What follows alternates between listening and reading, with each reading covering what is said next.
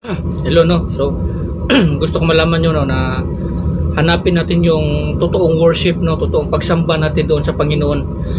Kasi maraming mga tao, no, na pasayaw-sayaw, no, sa loob ng kanilang mga altar o sa mga simbahan, no, na, na para daw purihin ang Panginoon. So, gusto ko malaman nyo, no, na yung ganitong klaseng pagsamba, no, na sumasayaw sila doon sa mga altar, tapos maraming mga nanonood sa kanila na kanila may mga members, no, normal lang yan, no.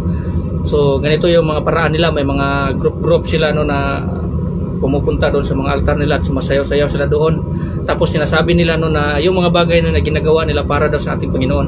Gusto ko malaman nyo, no, na ganitong klaseng pagsamba is ginagawa ito nung unang panahon, pero hindi ito ginagawa ng mga tao, ng mga banal, ng mga propeta o anuman.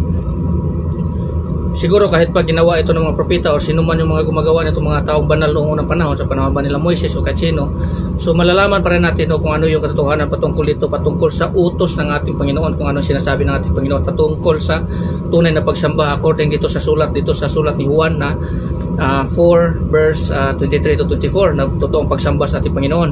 So gusto kong malaman nyo, no, na ganitong klaseng pagsamba, huwag nyo sanang isipin, no, na masama. Hindi ko sinasabi na masama, basta ganitong klaseng pagsamba na pasayo-sayo kayo doon, ganun, is unang-una dito is ginagawa ito ng mga tao noon sa panahon ni Jeho. Sa panahon ni Jeho nung kung pinuntahan nyo yung mga tao, no, na Baal worshipper, na mga sumasamba sa mga idols, no, na gumagawa sila ng mga milagro patungkol sa, no, Baal, di ba? Sumasayaw yung mga tao, no, na mga follower ni Baal o taga mga sumasamba ni Baal. Sumasayaw-sayaw sila, tapos minsan ginagawa nila yung kahit ano na lang ginagawa na para magpakita ng milagro yung sinasamba nilang Baal, di ba? Ganito rin ang ginagawa nila. Halimbawa ngayon, marami mga tao na itong ginagawa namin is para ito sa Panginoon, para kapuri-puri ang Panginoon. Gusto ko malaman nyo, no, na paano kung malalaman ng Panginoon yan, no, na alam na kung paano kung makikita ng Panginoon na yung mga bagay na hindi para sa kanya nyo ibinigay, or para hindi nyo sa kanya para sa ipurihin, hindi para sa kanya yan. Paano kung mapatunayan yan? So kung yung mga bagay na yan is kung mapatunayan ng Panginoon yan na hindi nyo yan para sa kanya ibinigay, kundi para sa inyong sarili, you are idol worshiper. Kung ano yung mga ginagawa noon sa panahon ni Jeho ng mga tao, no, na sumasayaw-sayaw sila para ipakita ng milagro yung Baal, is ganito din ginagawa nila. Unang-una dito, no, sabi nila, paano kung sabihin nila, no, na paano naman namin masasabi, no, na ginagawa namin ito sa mga Baal or mga idols na wala man kami sinasamba na idols. Meron.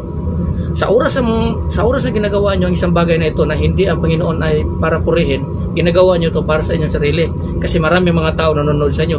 Alam ng Diyos kung ano ang nasa puso at isip ng bawat tao. Hindi nyo matatakasan yan. Kung hindi nyo ginagawa sa Panginoon yan, ginagawa nyo yan sa inyong sarili. Kung ginagawa nyo yan sa inyong sarili, you are pinapapuri nyo yung sarili nyo. Ginawa nyo yan para purihin yung sarili nyo.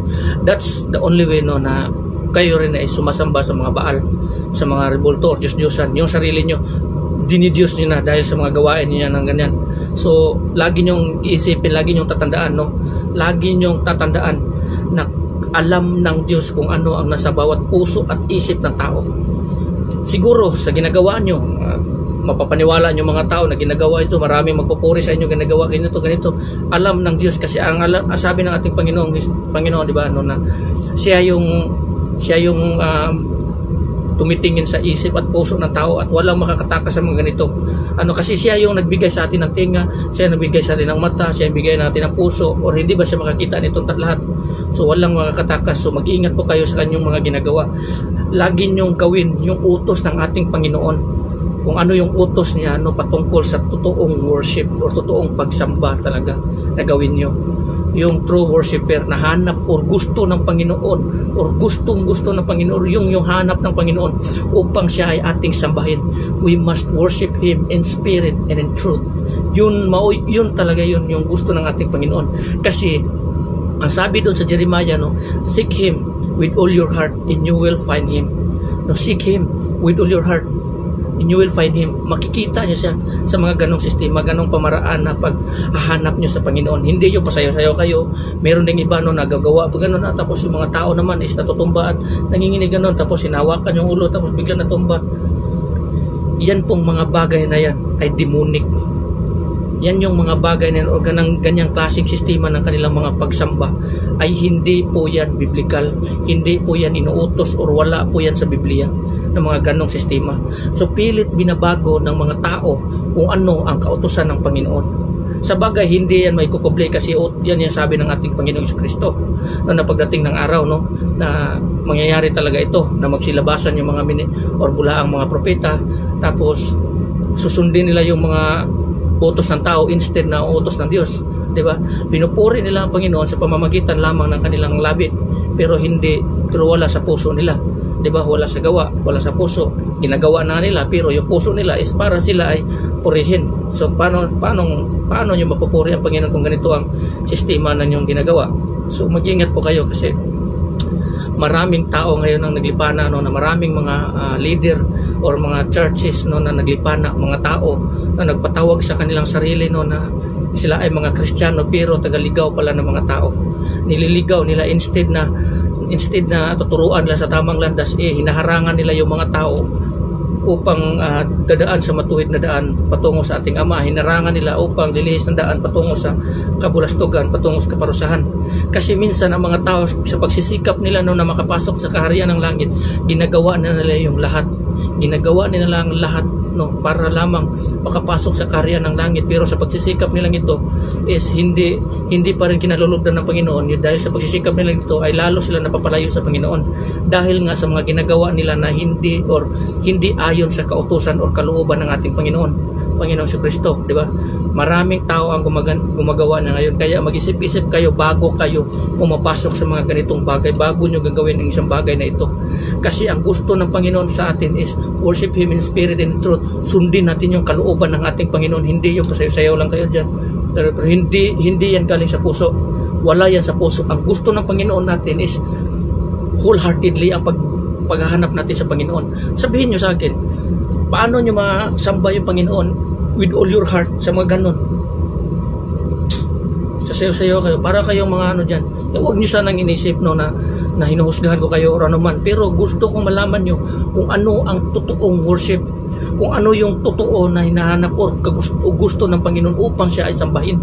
Hindi sa ganoong pamamaraan. Dahil itong mga salita na ito, hindi ko kayo hinuhusgahan or ano man. Gusto kong ipakita sa inyo na mali ang ganyang klaseng paggawa. Ganyang mali yan. Gusto kong i-rectify nyo through warfare. Intindihin nyo ang nakasulat sa Biblia kung ano yung utos ng ating Panginoon. Yung utos ng ating Panginoon sa Kristo dito sa kasulatan sa Matthew chapter 6. No, na kung gusto mo magdasal ka, pasok ka doon sa loob ng iyong kwarto. Sarahan mo yung pintuan o mga bintana o ano man. Magdasal ka doon sa Ama na nasa langit. Magdasal ka na sa Ama. At siya na nanonood sa iyo at tumitingin sa iyo ay gaganti sa iyo. Yun yung utos, hindi yung pasayo-sayo ka. Wala yan. Maniwala ka sa akin. No? It's useless. No, kung hindi nyo susundin yung kalooban ng ating Panginoon. Ang utos ng Panginoon, malayo dyan sa ginagawa nyo. Yung utos ng Panginoong Jesucristo, ito, gawin nyo ito, pero iba ang ginagawa nyo, napakalayo. Paano kayo kalulugdan yan? Kung ang utos ng Panginoon, ito, gawin nyo ito ha, pero iba yung ginagawa nyo. Paano nyo nasasabi na kalulugdan kayo nyan?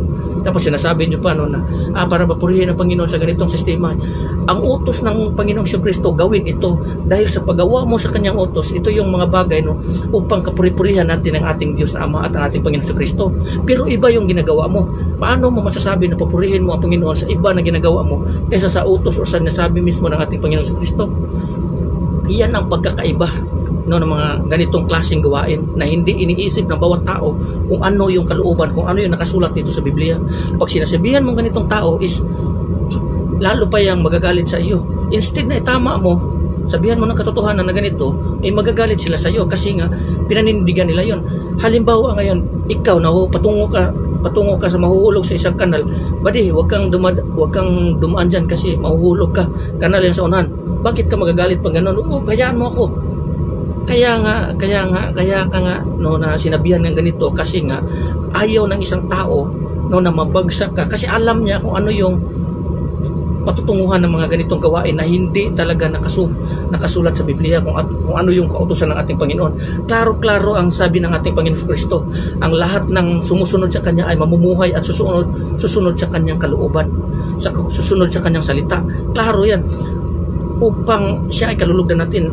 Paano ka susunod sa ating Panginoong Kristo kung hindi mo sinusunod yung sinasabi niya o mga salita niya? Iba yung ginagawa mo kaysa sa mga sinasabi niya. Paano mo masasabi mo yan ngayon na pinupuri mo ang Panginoon? So hindi magagawa ng isang tao yan. So maniwala kayo sa akin. So hanggang dito na lang. Maraming salamat and God bless everyone. Amen.